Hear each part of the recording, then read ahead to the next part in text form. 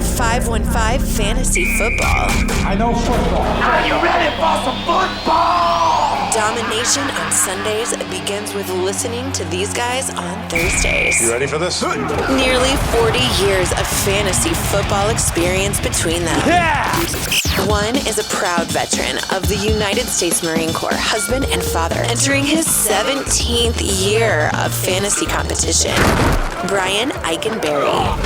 The other, also a proud husband and father, is one of the winningest fantasy minds in the state. Celebrating 23 years of excellence, Andy Hall. Let's get the game on! It's showtime. The 515 Fantasy Football Podcast with your hosts, Brian Eikenberry and Andy Hall. Welcome to Week 9, friends. If the vast majority of your roster made it through Week 8 without a season-ending injury, consider yourself lucky. And in a great position, not to mention, to take advantage of those that weren't as fortunate. Coming up on the trade deadline in many leagues, now is the time to cash in and bolster any and all weaknesses you might see. I'm Andy Hall. With me as always, Mr. Brian Eikenberry. Did you survive Sunday, Bloody Sunday, Brian? I absolutely did, and even some of my waiver wire stashes from weeks past have come in to play pretty hard. So last week with the NFL had a bunch of underperformers and way high overachievers. Through that, we were able to walk away still unscathed with a plus 28 grading system record, Andy. Well, that's not too bad. Not our season high, certainly, but in a week in which we're seeing so many significant injuries, I'm surprised we're plus anything after that. But congrats on making it through unscathed, sir. Absolutely. Isn't that special? As per usual, we've got all the matchups and fantasy-relevant player grades, the bargain bin for those of you in need of a shot in the dark, the pop quiz answering 3 of fantasy's toughest questions. However you found us, whether it's iTunes, Stitcher, or the Libsyn website, or maybe you tune in on a weekly basis via 1350 AM ESPN Radio in Des Moines, we're happy to have you and help you achieve the ultimate goal of fantasy championship. We begin, as we always do, with some headlines of fantasy note, beginning in Pittsburgh, where the Steelers will have to do without the services of Le'Veon Bell the remainder of this season. Placed on IR with a torn right MCL ending his season, that means it's Angelo Williams time, as it was in weeks 1 and 2, and we all saw what he could do. Ravens wide receiver Steve Smith ruptured his Achilles on Sunday. That is a season-ending injury, and some suggest that could be the end of Steve Smith's career. As you might remember, he had planned on retiring after this year. If I know Steve Smith, Brian, I think he'll be back next year. He doesn't want to go out like that. No, he's not going to want to go out like that, and he's one of those guys where it is going to have to be a situation where no team picks him up. He's going to keep coming back and keep coming back. Bears running back Matt Forte, believed to have suffered an MCL sprain, looking like at least 2 weeks out of the lineup for Matt Forte. Titans wide receiver Kendall Wright also sprained his MCL on Sunday. He's not looking good for this coming weekend. Niners running back Reggie Bush tore his MCL. He's out for the rest of the season. What a terrible injury that was. Totally could have been avoided if folks in St. Louis had just taken care of business past the sidelines there. Well, it's one of those situations where I understand kind of running through the end of the play and you don't want to stop, but I believe McCown did the same thing early on and kind of bumped his wrist up a little bit. It's just kind of one of those things where on the inside, watching an athlete injure himself just sliding on some concrete, it kind of makes you giggle on the inside, but at the same time, it's an injury and it's a serious issue. The coaching staff in San Francisco has benched Colin Kaepernick. Blaine Gabbert will be your starter on Sunday. In other Niners news, tight end Vernon Davis has been traded to the Denver Broncos, one of the only significant moves at the trade deadline this year. Called it. Go ahead. Called it 2 weeks ago. I said that in the matchup. He's out of town. And he certainly is. We'll see what kind of impact he'll have with Peyton Manning and company in Denver. The Niners have signed running back Pierre Thomas. That is a situation worth monitoring. Jets quarterback Ryan Fitzpatrick has torn ligaments in his non-throwing left hand. Now, apparently this does, it's quite painful and affects his grip on the ball. So it looks like Ryan Fitzpatrick is probably not going to play this weekend. Geno Smith is also banged up, Brian. Rookie Bryce Petty taking first-team snaps this week. Saints running back Kyrie Robinson left Sunday's game with a fractured tibia. I'd say C.J. Spiller's stock is up if you ask me. Brandon Marshall injured his left ankle and a toe on his right foot in Sunday's game. He's going to need some time away from the practice field this week to try to get right for this week's game. Giants running back Orleans Darkwa left Sunday's game with a back injury. Chargers wide receiver Keenan Allen placed on season-ending IR with a lacerated kidney. That just sounds painful. Ugh. Tight end Ladarius Green rolled an ankle. He did not return in Sunday's game. Browns corner Joe Hayden suffered a concussion in Sunday's loss. The Browns are all kinds of banged up right now. Brian Hartline also suffered a concussion. Josh McCown won't play this weekend, it looks like. Johnny football time once again in Cleveland. Yuck. Nasty stuff. Cardinals wide receiver Larry Fitzgerald, he rolled his ankle on a touchdown catch late Sunday. It looks like he should be okay, given a little bit of rest. Also in Cardinals news, John Brown, he played 0 snaps on Sunday despite being active. It looks like the Cardinals coaching staff just wants to let that hamstring heal a little longer, and of course the Cardinals are on bye. Finally, Brian, this might be the weirdest headline of the week. Running back Joseph Randall, he's been waived by the Dallas Cowboys. Yeah, totally out of nowhere. You think, he's on the bench now, this thing's going around. It just goes to show you that we on the outside have no idea what is happening inside of that locker room.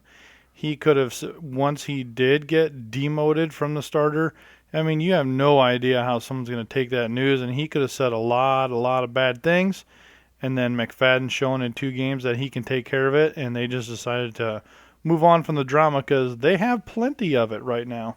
I might have to blow a call into my cousin down there in Dallas and see what he knows. He works within the organization. Get us the scoop. Yeah, there you go. Let's get to the matchups, Brian. You've got Thursday night football.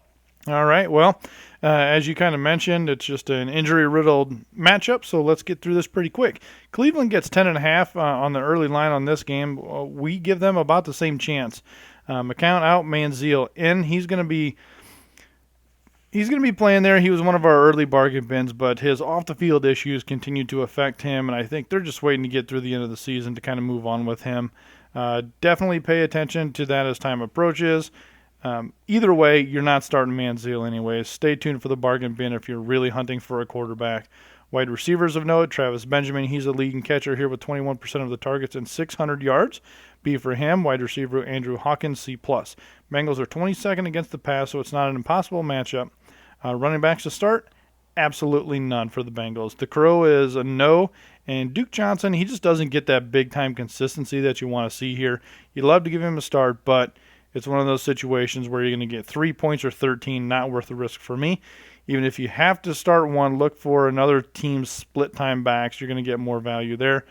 As always, Gary Barnage, the stud of studs, proving he is essentially unstoppable and an obvious A start here with 560 yards and 6 touchdowns for Barnage there. So pretty awesome stats. Quarterback Andy Dalton, he looks to get rejuvenated after a tough road win. And his only down game of the season at this point. You know, you want to say, oh, here comes Dalton again, but that was his one bad game out of the whole season. I'm giving him a B+ here, as I expect him to have a great game, but not a phenomenal one due to the ground game here against a very terrible Browns defense. Stat note for Dalton, 66% of his passes completed, 278 yards per game. Running back Giovanni Bernard, he is the leading rusher through 7 games. Nobody's seen that coming this year. Not Jeremy Hill. 5.6 yards per carry for Gio and an A here in this matchup. It's Gio's day. Running back Jeremy Hill, he's going to get a C here. Clearly the odd man out on the whole rushing situation. So it's kind of iffy to say he might get those goal line carries, but I see Gio really being the shining star here. Wide receiver A.J. Green, B+, as Joe Hayden is not that elite corner he used to be from years past. Wide receiver Marvin Jones, B-, 18% of his targets. Not even going to actually, I'll change my mind here mid-sentence. Sanu, he's going to get a C+. Tyler Eifert, always an A. He's got 23 passes for first downs and has 6 touchdowns, most on the team, including running backs. So best chance for a TD on that Bengals roster, Andy. We move on to Sunday's matchups, Green Bay, Carolina, and on the Packers side of the ball, Aaron Rodgers, a B- in this game. Whatever Aaron did to deserve this brutal schedule must have been pretty bad. This week he gets a Carolina defense that is nearly as dominant against the pass as the Broncos, and we all saw what they were able to do with the Packers on Sunday night last week. Eddie Lacy is a B. The Panthers aren't a great run defense, giving up an average of over 20 points per game to the running back position in standard leagues. The Packers likely won't be able to get a lot done through the air, so they'll lean on Lacy and try to keep the game close.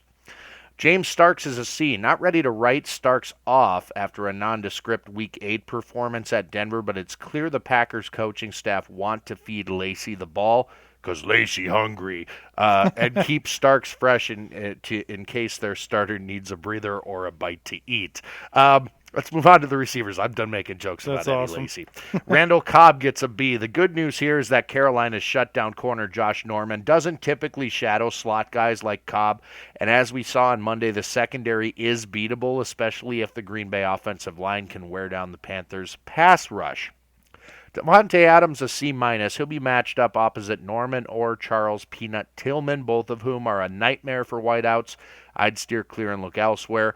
James Jones, for that reason, I'm leaving on the bench. Richard Rodgers is a B-. Could be in for a larger workload than he's been seeing recently, at least in my opinion. Colts tight ends were targeted a total of 14 times Monday night versus these Panthers. They grabbed 8 passes for nearly 50 yards and a score. So a B- for Richard. For Carolina, Cam Newton's a B. The Packers have been relatively stout against the pass through their first 7 games, but the perception of borderline dominance has been helped by matchups against San Francisco and St. Louis in weeks 4 and 5. Newton is averaging over 22 fantasy points per game in standard leagues, and I don't see any reason why he can't match that at the very least in this game, considering his passing hasn't been terrible and his rushing stats are kind of a cherry on top. The running game is Jonathan Stewart. He gets a B+ here. The Packers are only slightly better than the Panthers at stopping the run. They currently rank 19th in the league against opposing backs and just got done surrendering over 160 yards rushing and 3 touchdowns to the Broncos backs last week. Mike Tolbert, I'm leaving on the bench. Ted Ginn Jr. is a B+ in this game. The Packers are banged up defensively. If Ginn can avoid the drops, that's his issue. He could be in for a very productive game here. Opposing wide receivers have averaged over 25 fantasy points per game in Green Bay's last 2 games. Greg Olsen, of course, the offense goes through him. He gets an A. He's as reliable a workhorse as one could hope for at the tight end position. All right, Skins Pats. Kirk Cousins, he does not have an easy test against a feisty Pats D that's 7th against the rush and 15th against the pass. C for Kirk Cousins. While he may get a TD or 2, he's going to be throwing the ball a lot, I feel. He just doesn't have the support he truly needs here. By comparison, he has 9 touchdowns, and Brady has that in pretty much 2 games this season. So C for Kirk Cousins there. Running back Alfred Morris is again up against a bad situation. They're going to be playing from behind pretty quickly here, and there will be minimal attempts to rush, so a C at best. C+ for Matt Jones. He's shown the ability to catch passes, but he won't be seeing many of those rushing attempts. They're going to be split time there. Wide receiver Pierre Garçon, he's going to get himself a B-. I expect his targets to drop this week with the potential return of one Deshaun Jackson. He himself has proclaimed he will be playing Sunday. I tend to believe him. We've been watching and monitoring his injuries. He's practicing. I got a good feeling. So I'm going to give Deshaun Jackson a B+ in his debut here. I think he's that spark. He's that speedy guy. I think he's going to kickstart his little season here and get after it. Going out on a limb there, so we got to go for it. Welcome back to Deshaun Jackson. With his return, Jamison Crowder, he's going to go back to the bench for me if Deshaun Jackson does show up. Tight end Jordan Reed, the Skins' leading receiver, with 350 yards and 3 touchdowns. That's bad.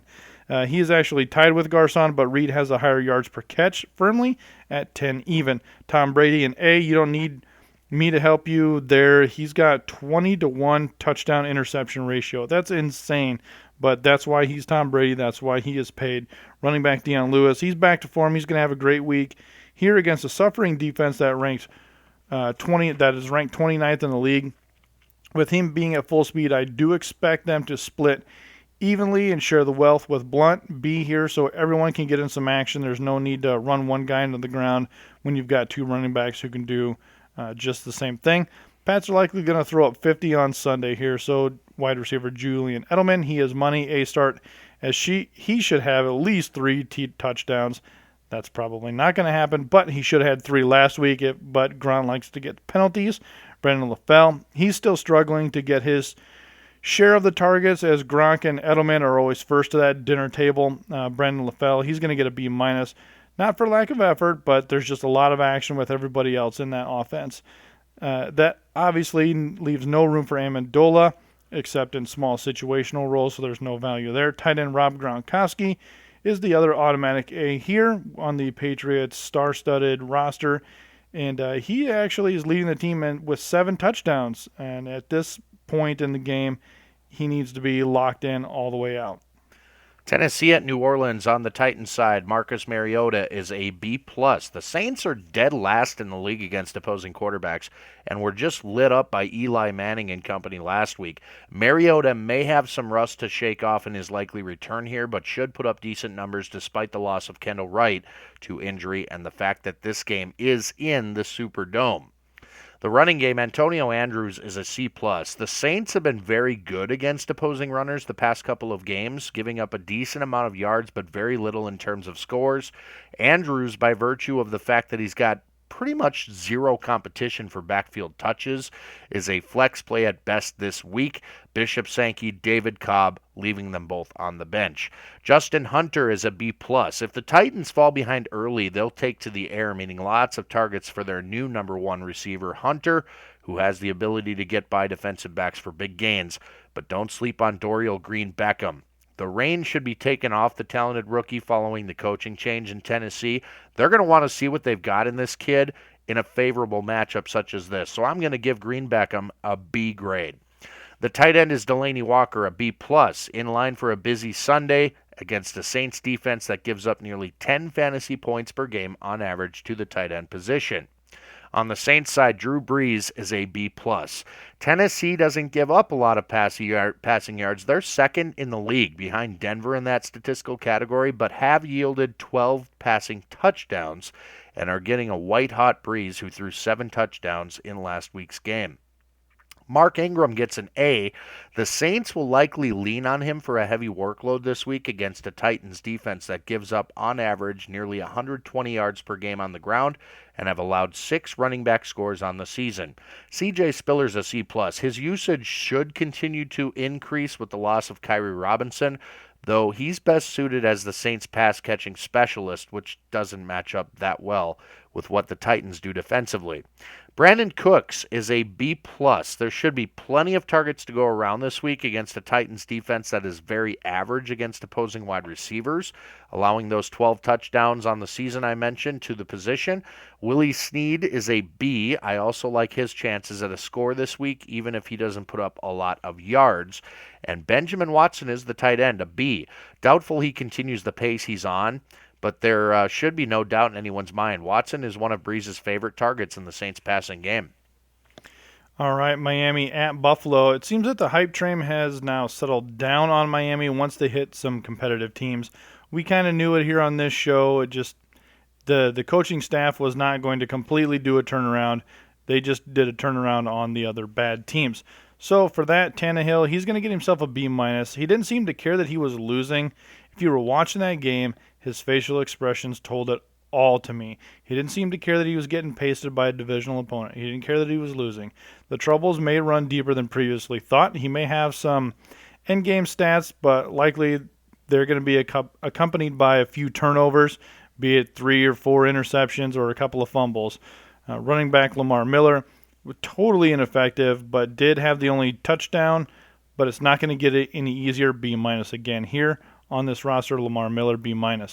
Buffalo has the 6th best run defense so Miami might take to the air pretty quickly and establish a rhythm. Wide receiver Rashard Matthews and wide receiver Jarvis Landry, B and B plus respectively. Since the Finns will likely have to pass, these guys are in line for a better-than-average day with nearly 1,000 yards between them and 41% of the targets. Wide receiver Kenny Stills is an afterthought. C for him. Tight end Jordan Cameron. He will get a B as he averages 13.5 yards per catch and has the talent to execute when called upon. Over the Buffalo side of the ball, Tyrod Taylor, he seems to be the starter here for the Buffalo Bills. He's actually completing 70% of his passes, which is surprising and great news if he had some receiving help. Running back LaShawn McCoy gets an A since Cameron Wake is out now, and the Miami defense never really looked tough against a decent team. Expect a good point total from him this week. Fun stat here.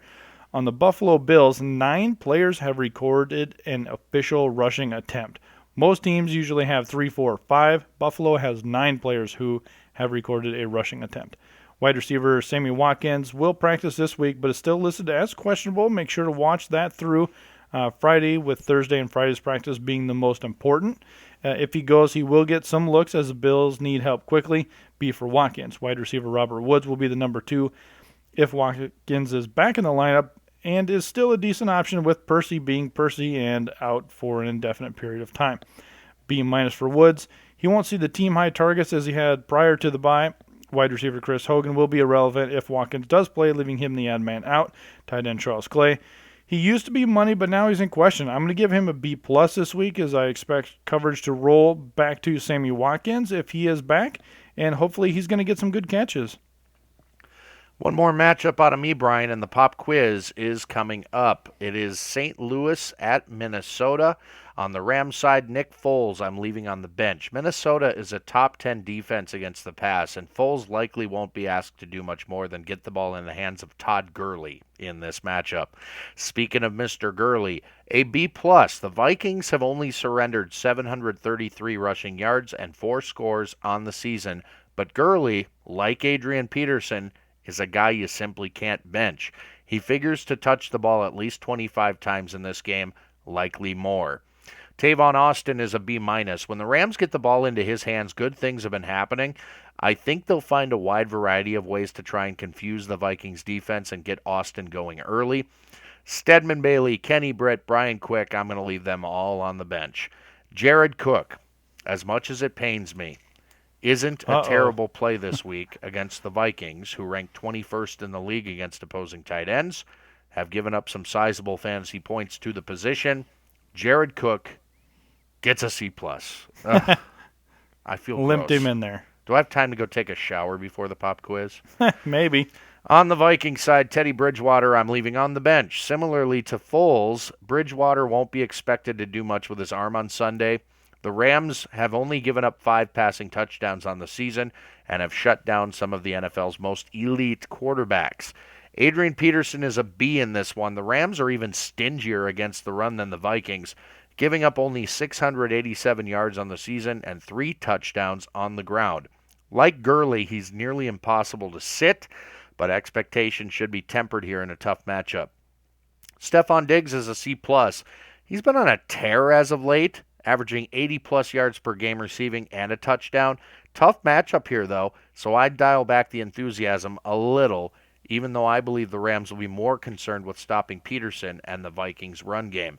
Mike Wallace, Charles Johnson, Jarius Wright, all on the bench for me. Kyle Rudolph, also a bench for me.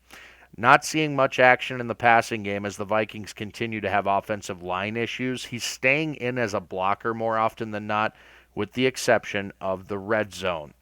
Brian, it is time for the pop quiz. Are you ready? Yep. All right, question number 1 is, Ryan Fitzpatrick injured a thumb on his non-throwing hand and may miss multiple weeks. Brian, you've always said life is beautiful when Fitz, Ivory, Marshall, and Decker are all in the lineup together for those Jets. So, as long as Fitz is out, is Ivory a running back 1, running back 2, flex, or bench player in standard scoring leagues? I'm going to go with an RB2. And the reason I say that is because he still has a very good average at 4.5 yards per carry. He has 4 touchdowns, so he's got some pretty decent stats. With Fitz out, they know they can't push the ball downfield. They know they can't go deep. So they probably will drop one extra person in the box. It'll be a little bit tougher, but that's why he'll just be an RB2, and I don't think he'll make it down to the flex spot yet. He's currently the 5th running back on the board in standard scoring leagues. So he's a running back 1. The correct answer, he'll be a running back 2. He will regress a bit in rushing attempts, yards, and scores. That's my call as well. How about Brandon Marshall? Is he a wide receiver 1, wide receiver 2, flex, or bench player in standard scoring leagues as long as Fitz is out? As long as Fitz is out, I will roll the dice, shock the world, and say flex. And the reason I say that is because he is the deep threat. It ain't going to happen. These passes are going to go short and to Decker. He's currently number 8 on the board in wide receivers in standard scoring leagues. The correct answer, Brandon Marshall, will be a wide receiver 2. Ooh. As long as he's healthy, it doesn't matter who's throwing the ball. Marshall gets his. Yeah, but Antonio Brown owners thought that too, and we felt the burn with Vic throwing the ball. I don't see much difference. Okay. We'll see how that goes. What about Eric Decker, by the way? Is he a wide receiver 1, a wide receiver 2, a flex, or a bench as long as Fitz is out? I think he's going to stay a wide receiver 2 at this point, just because of his play style and the way his routes are. He's going to do those short crossing routes, those little hooks. He'll keep his. I don't think there's going to be a major flux. If anything, the stat that will dip will be the touchdowns. He's currently number 24 in wide receiver, so he's barely a wide receiver 2 right now. Decker, the correct answer, will be a flex. One I didn't realize he was that low. Going forward. I'm saying this, Brian, because though he's scored in, I think, every game except one this season, or maybe, I think that's the stat.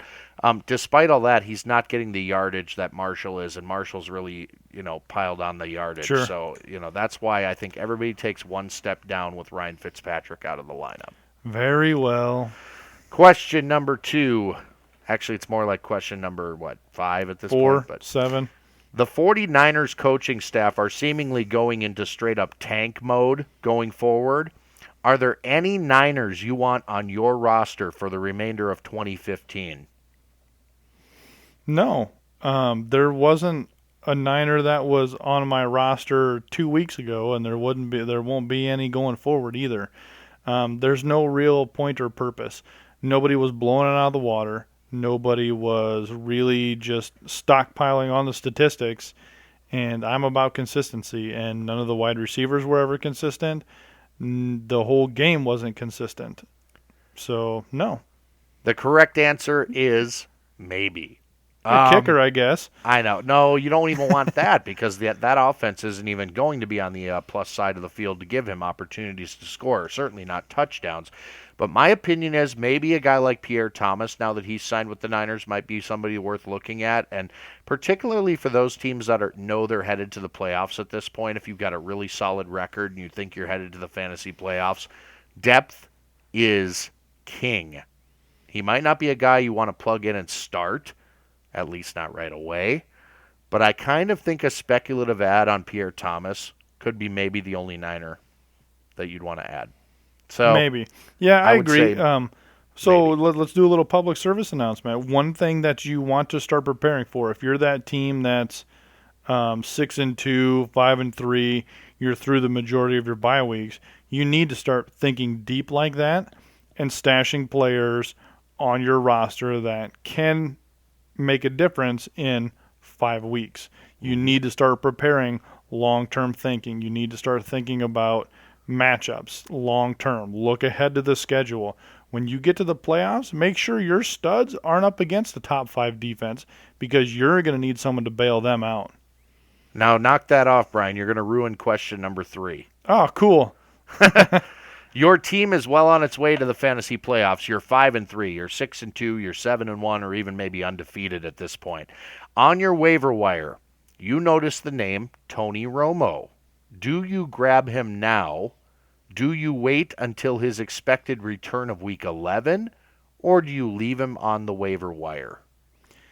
If I've got the shot, I'm planning ahead, and I will definitely snag up Romo. Really? Yeah, why not? Why not? Dez is back. If you could go back to Week 1 and everybody's healthy, would you have taken Romo? If Romo was on the waiver wire, Week 1, everyone's healthy, you'd take him.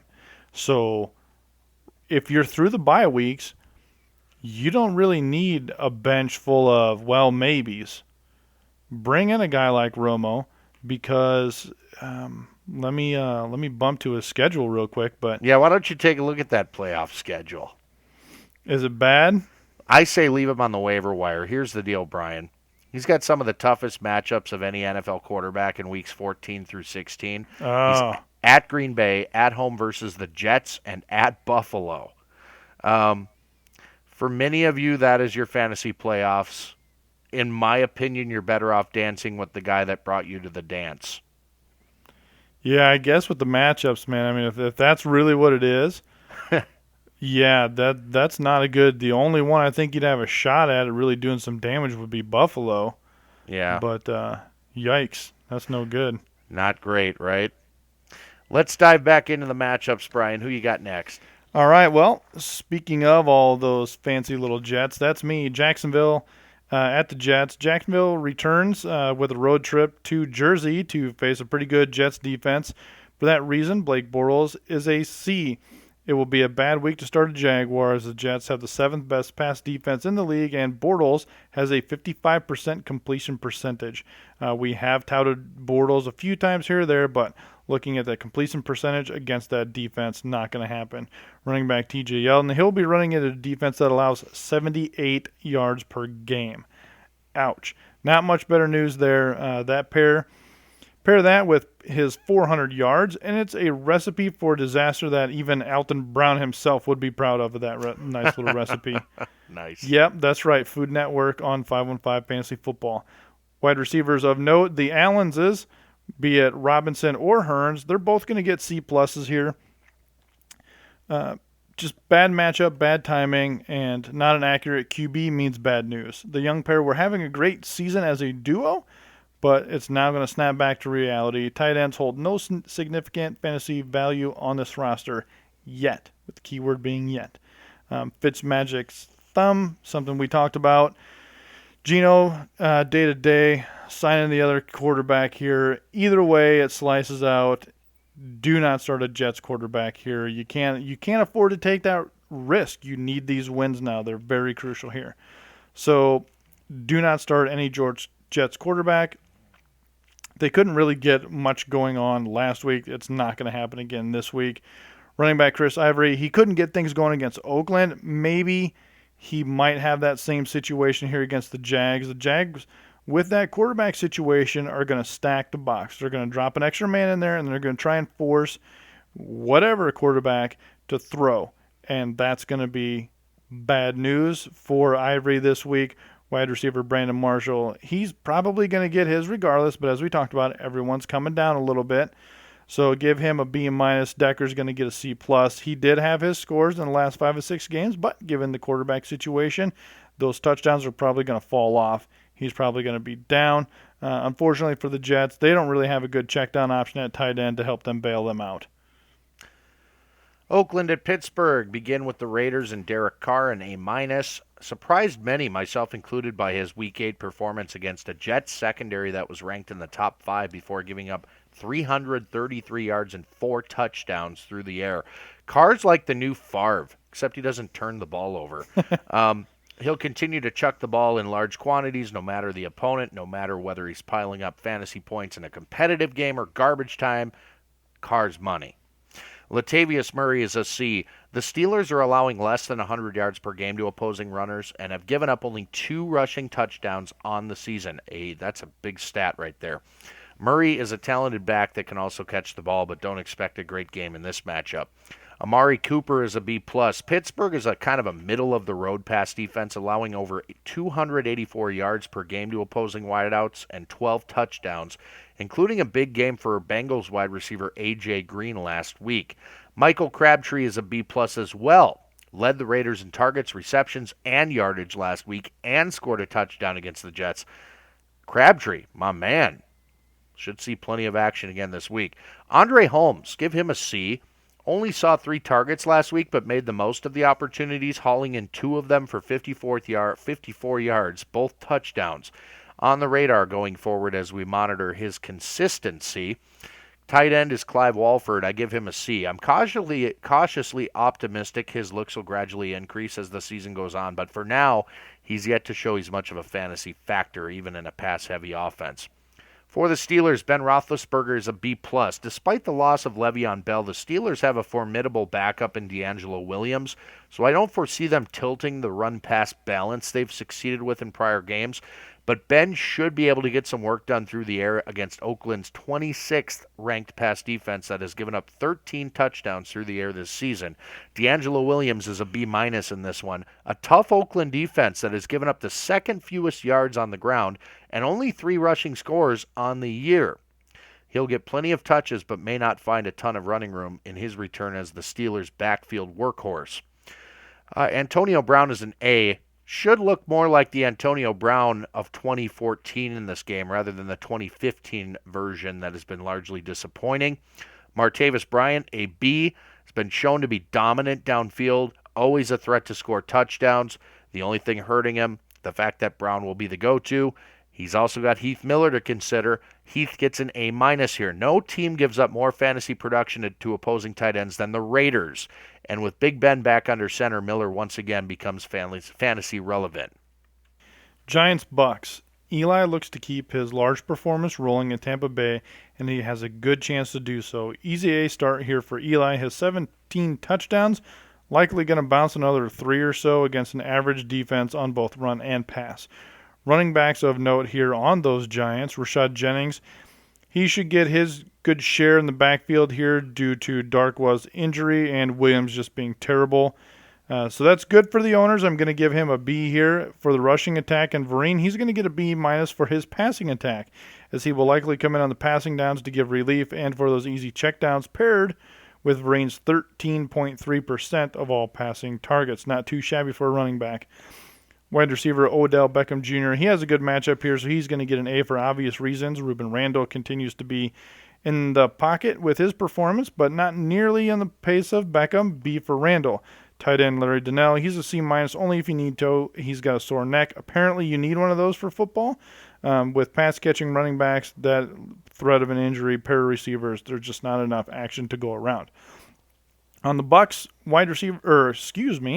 quarterback Jameis Winston. He's going to get a B- here. So that's the highest grade I've ever given Winston. He's usually a bench or a C- at best. B- here. He may have the stats here and there, but it's still a lot of rookie mistakes and bad reads. With that being said, Giants are 30th in the pass defense, and Mike Evans, his chemistry with him, they're actually progressing and they're looking a little bit better. So if you ever were going to start Jameis Winston, this is the week to do so. It's probably going to be his highest scoring performance of the season. Running back Doug Martin, he's having a great year. He's got 4.6 yards per carry. He's kind of up and down, but for the most part, he's pretty much up. He's surely the lead guy here, but it's interesting to see how the team is using Charles Sims here. Andy has taken him a couple of times, or just once in the bargain bin, but stay tuned later. I've got some explaining to do on his role in this offense. I think there's a lot more telling things here.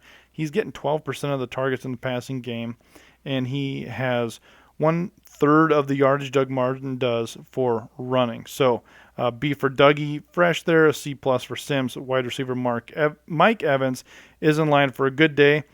And my first A for him. So don't let me down here, Mikey.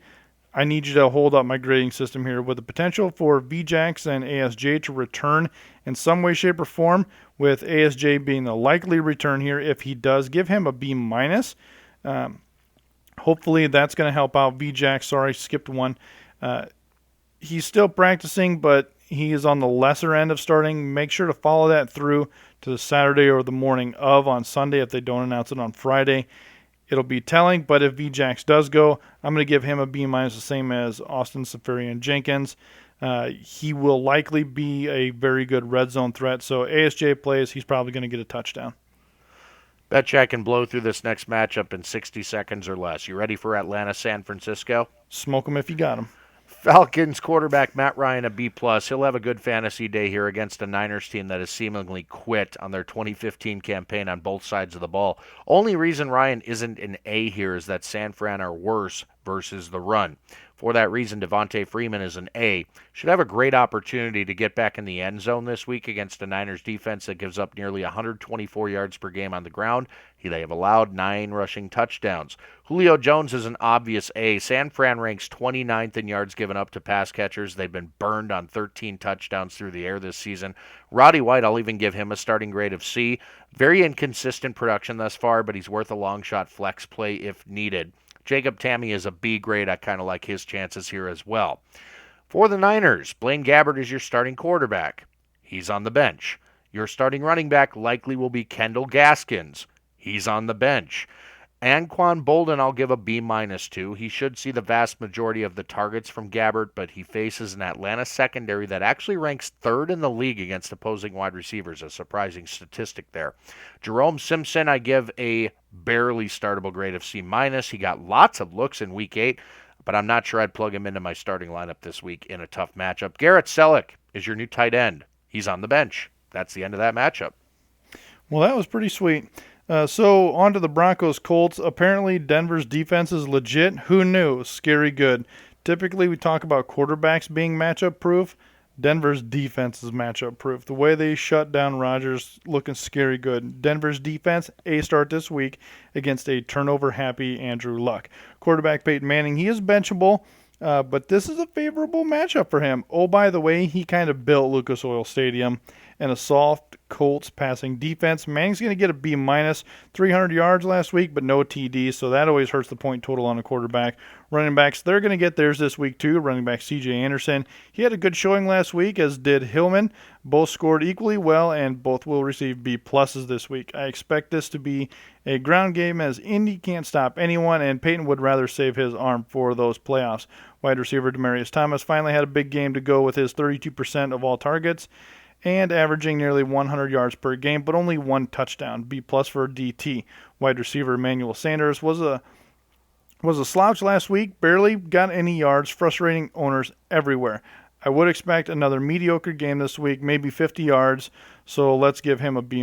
Tight end Vernon Davis. He's likely going to be eased into the playbook, so I don't expect anything really to go.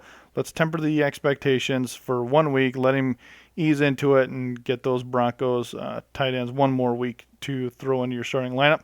Quarterback Andrew Luck looks to let Peyton know this is his building. However, Luck struggled early last week, was sharp through a quarter and a half, then back to struggling. Look for 100% struggle here this week. It's going to be ugly, and look for other options at the quarterback position. Even though it is his building, looking to make a big stand against the former position holder.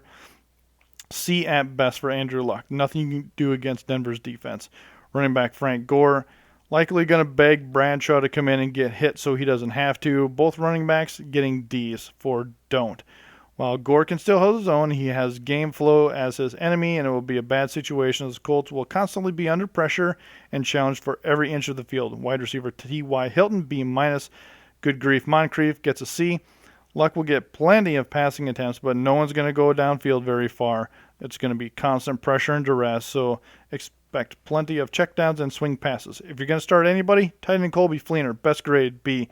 Check down champ, and just to move the chains, it's probably the person who's going to have the most passing yards on the Colts roster this week.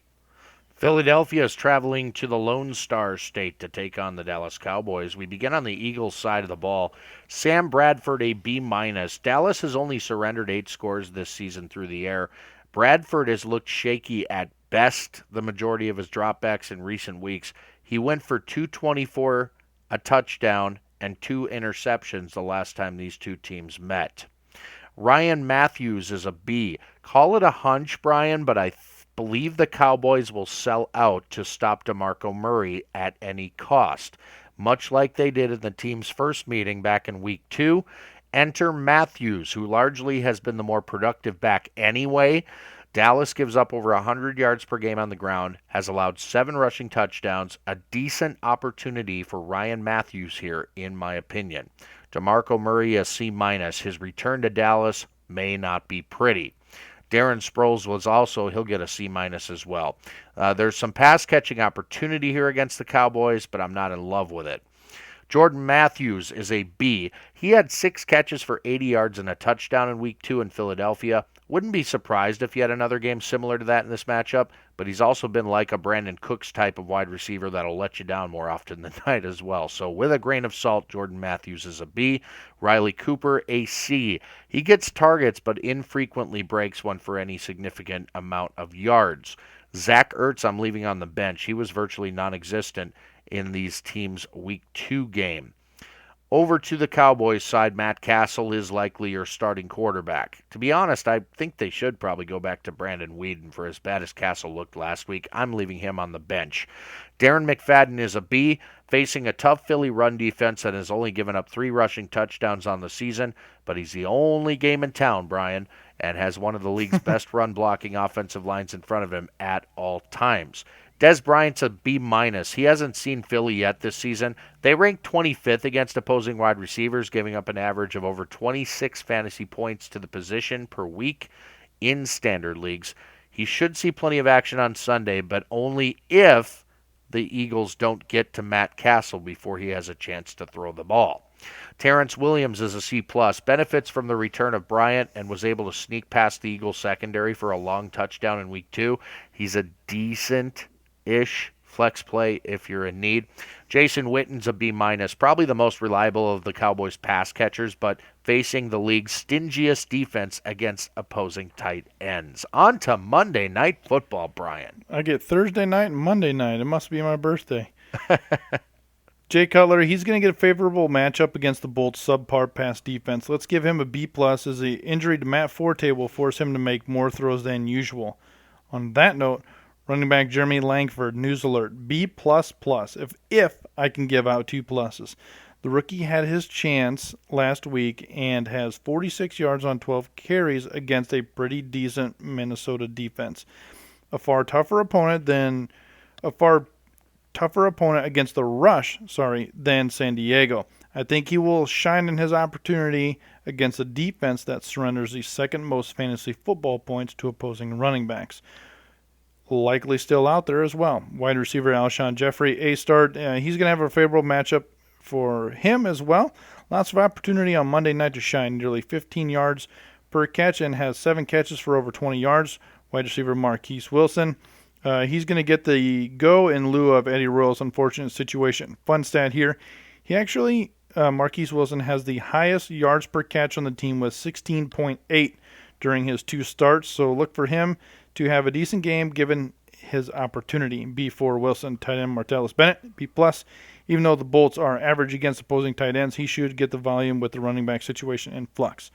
Quarterback Phillip Rivers, he is the number 1 passing offense for a reason, and charges, quote, quote, charges into the number 4 passing defense, which is surprising given the Bears. I will calm down on Rivers this week with a solid B here. I think the Bears have a shot at winning this game. It will be on the Bolts defense to play this game and save that win. Rivers, given his situation, main reason, losing Keenan Allen. So that's the big catch there with Phillip Rivers, and that's going to be determining how this game actually goes. It was his safety blanket, his only legitimate threat, and for that reason, that's the B-. Running back Danny Woodhead, he's going to catch a ton of passes. B+ for Woodhead, C for Gordon. Wish this guy could get it together, but he's no longer any room for error on the Chargers season with Allen out. Wide receiver Malcolm Floyd, he showed up last week, and I expect him to get some deeper looks now. B for Floyd and a B- for Stevie Johnson. We aren't sure how these two are going to shake out with everything being thrust into them for the rest of the season, but I expect them to carry a good chunk of that load, just not all of it.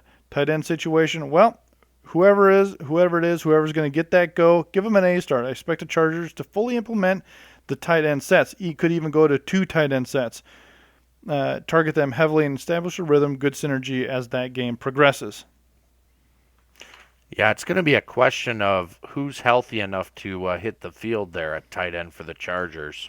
Yeah, it's just really tough this season. You look at all these injuries that are happening to studs and duds. It's just one of them things where it is all over the place, and hopefully that's a place where this show can come in and help you out.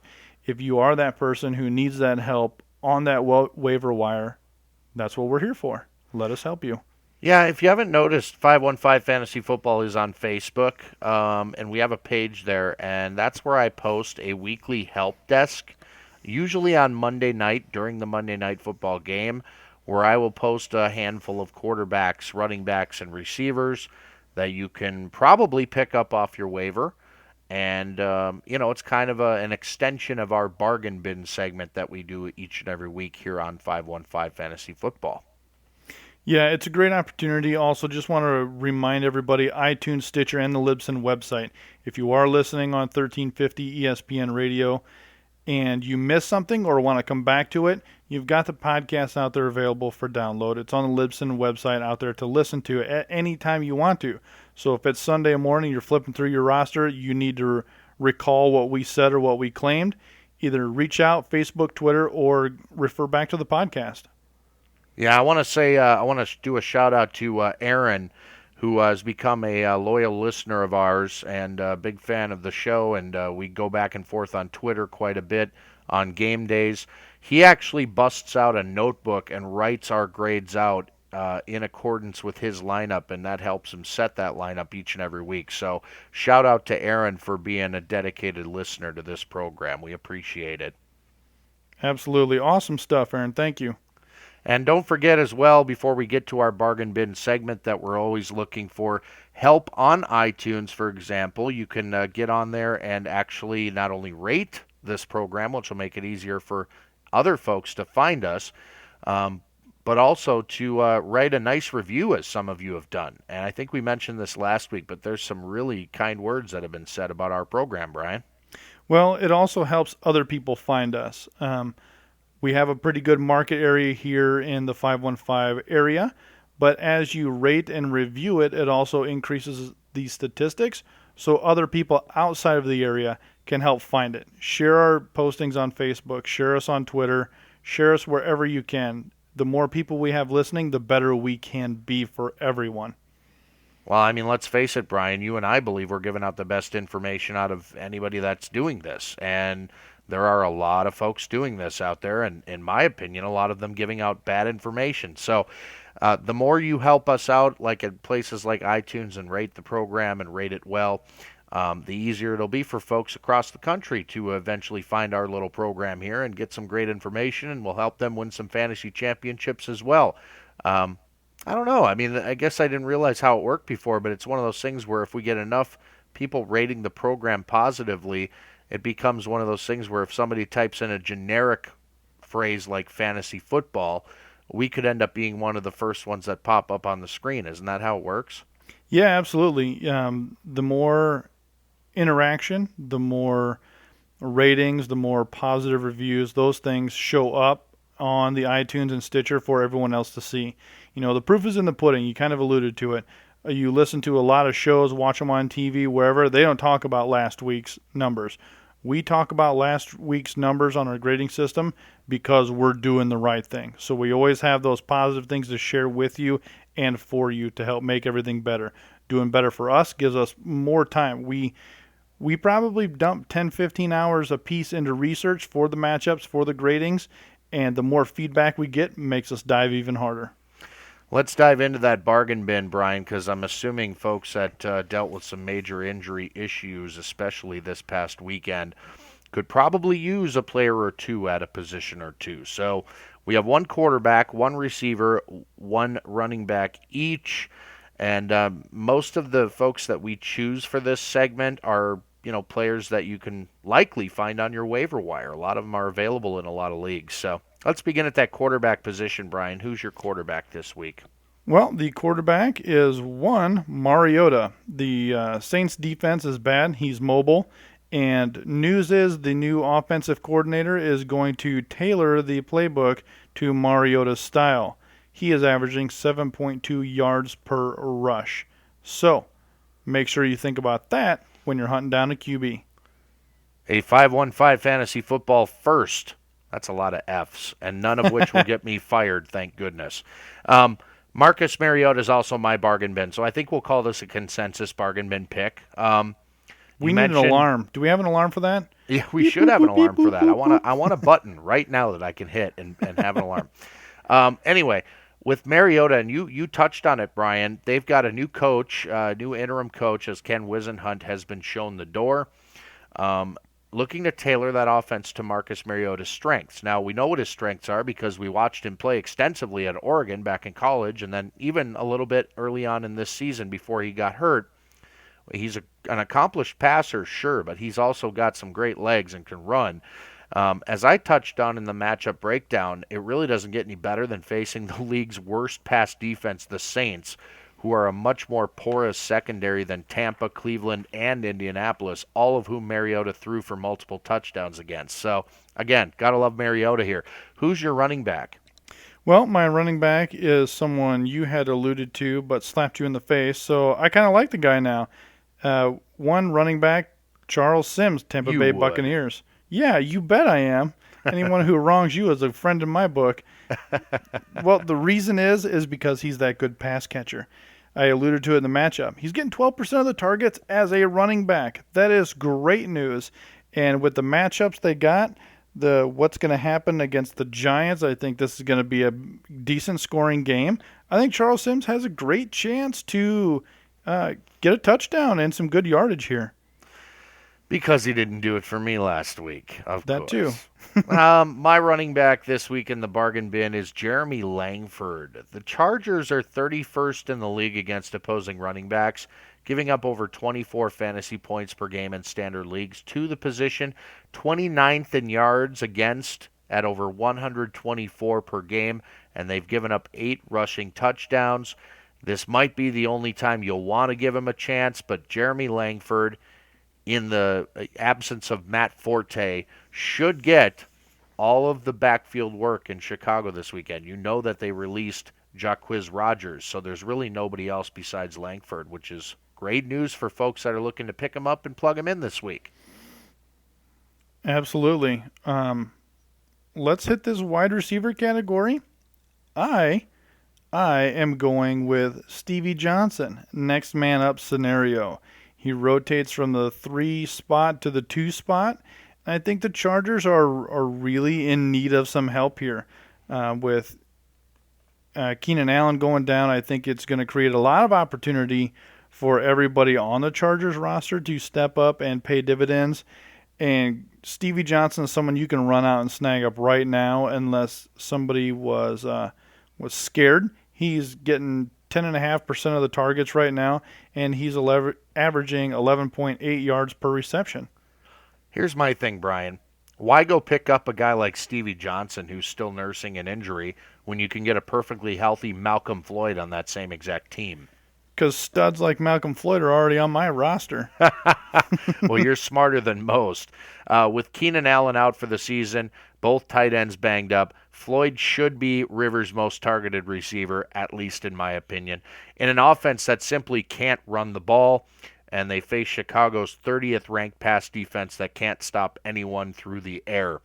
Malcolm Floyd, my bargain bin pick. I definitely could see that going either way. If Floyd's that downfield threat, Stevie Johnson's going to be coming across the middle there. I think they're both going to get some good action, and you can probably snag them on your waiver wires. Well, 8 weeks in the rear view.